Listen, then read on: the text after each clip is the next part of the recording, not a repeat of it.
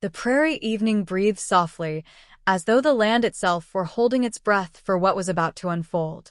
Elias Crowder stood by the lonely whistle-stop station, boots planted in the dust, hat drawn low to hide the flicker of nerves he hadn't felt since boyhood.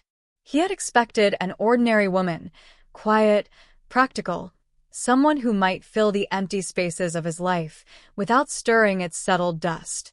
A simple mail-order bride. Nothing more.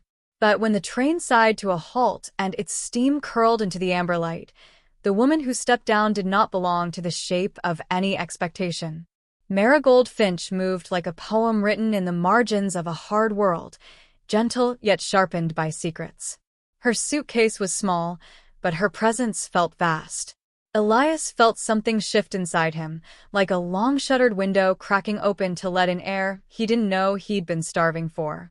Their ride back to the ranch unfurled in quiet fragments, the warm scent of sage rising with the wind, the creak of saddle leather, the delicate space between two strangers listening to the steadiness of each other's breathing. She kept her hands clasped tight, as though holding together pieces of herself that threatened to scatter. Elias noticed but pretended not to. Instead, he offered small mercies, riding slower, lifting her satchel before she could reach for it, letting silence be kind. But at sundown, the world changed its rhythm. Sheriff Calderboone rode up with dust in his beard and trouble in his eyes. He spoke Marigold's name like a warning, telling of a man, Silas Drayton, seen heading west with a torn photograph of her.